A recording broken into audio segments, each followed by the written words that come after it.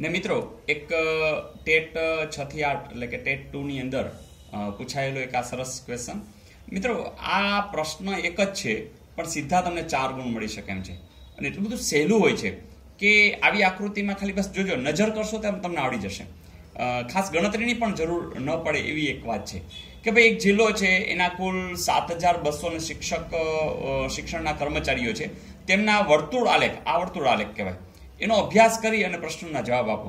Okay, જો વર્તુળ આલેખ એટલે શું કે ભાઈ આ એક આખો આલેખ છે, એમાં 40%, 20%, 25%, 5%, 10%, એટલે કે ટોટલી આપણે ખબર હોય કે આખું વર્તુળ હોય ને એ 100% ગણાય.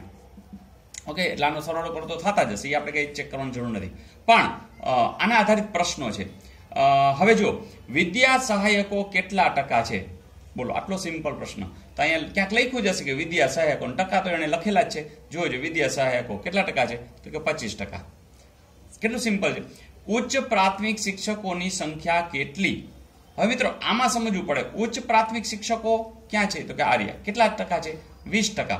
હવે ટોટલ આપણી પાસે શિક્ષણના કર્મચારીઓ કેટલા છે, 7,200. હવે 20% શોધો હોય ને તો એ સહેલું કે તમે 1 મીંડું કાઢી નાખો એટલે 10%, બરાબર. તો એમાં બીજા 10% ઉમેરી દો એટલે 20%. 2 ને 2 4, 7 2 ને 4, 1440 ક્યાંય છે? હા છે. ત્રીજું, સૌથી ઓછા કર્મચારી ક્યાં છે? જો આમાં ટકા કોના ઓછા છે, તરત જ તમે કહેશો કે 5% સૌથી ઓછા દેખાય છે, તો એ કોણ છે? કેળવણી નિરીક્ષક. તો એના 4 વિકલ્પ આપ્યા હોય, એમાં જવાબ આપણે શું લખી નાખવાનો? કેળવણી નિરીક્ષક. અને છેલ્લો પ્રશ્ન, પ્રાથમિક શિક્ષકોની સંખ્યા માટે કેટલા અંશ માપ, એટલે કે ખૂણો, આપણે જે ખૂણો કેવી રીતના આવે તો તમને ખબર છે. જો આટલો એટલે કેટલા, તો કે 90 અંશ, આ તો કે 90 અંશ, એટલે 90 ને 90 180, અને આટલું કરો તો 270, અને હજી 90 લઈ લ્યો તો ટોટલ કેટલા છે, તો કે ભાઈ 360 અંશ થાય છે. તો આપણે ખબર પડી ગઈ કે ભાઈ 100% એટલે કે 360 અંશ. તો આપણે જે 83 મૂકી છે એમ જ કરી નાખો, 100% એ 360 અંશ. હવે એને પૂછ્યું છે શું, પ્રાથમિક શિક્ષકોની સંખ્યા માટે કેટલા અંશ? પ્રાથમિક શિક્ષકો ક્યાં છે, ચાલો જોઈ લેજો. આર્યા, એ કેટલા ટકા છે? 40%. 100% એ 360, તો 40% એ કેટલા, તો 360 ગુણ્યા 40/100. ચાલો આ 2 મીંડા તો વયા ગયા.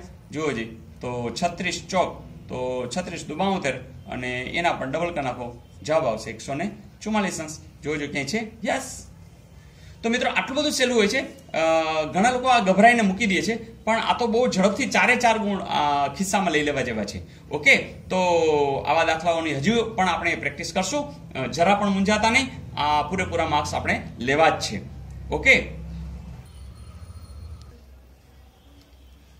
પછીનો સમ છે, રમેશ ભાસ્કરનો ભાઈ છે, શ્રુતિ રમેશની બહેન છે, યજ્ઞેશ સ્મિતાનો ભાઈ છે, અને સ્મિતા ભાસ્કરની પુત્રી છે. શોધી કાઢો કે યજ્ઞેશના કાકા કોણ? મિત્રો હવે તમે આનું બરોબર જાણો છો. જો એક પછી એક લખતા જઈએ. રમેશ ભાસ્કરનો ભાઈ છે, ચાલો આ રમેશ, આ ભાસ્કર, ચાલો આ ભાઈ છે. ઓકે, શ્રુતિ રમેશની બેન, ચાલો આ શ્રુતિ, આપણે રાઉન્ડ કરશું, આ બેન અને ભાઈ દર્શાવવા માટે એક લીટી પણ કરીએ છીએ.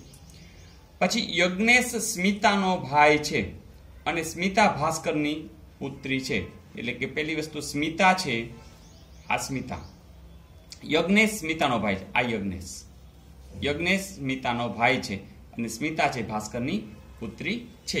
તો શોધી કાઢો કે યજ્ઞેશના કાકા. બસ આખા ફેમિલીને તમે ઓળખો છો, ભલે ને ગમે તે પૂછે, શ્રુતિને યજ્ઞેશ શું થાય, રમેશ ગમે તે પૂછે.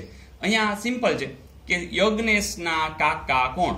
ચાલો આ યજ્ઞેશ, તો યજ્ઞેશના પહેલા તો પપ્પા કોણ? તો આ ભાઈ બેન છે, એટલે એમના પપ્પા તો ભાસ્કરભાઈ છે. ભાસ્કરભાઈના ભાઈ કોણ છે? તો કે રમેશભાઈ છે. પતી ગયું. તો આનો જવાબ આવશે, આ એમના અંકલ થશે, તો આવશે રમેશ. ધારો કે એમણે પૂછ્યું હોય કે ફૈબા કોણ છે, તરત કહી શકે આ પપ્પા, આ એમના સિસ્ટર શ્રુતિ, તો શ્રુતિબેન એમના શું થાય? ફૈબા થાય. તો આવું દરેક વસ્તુ તમે જાણી શકો.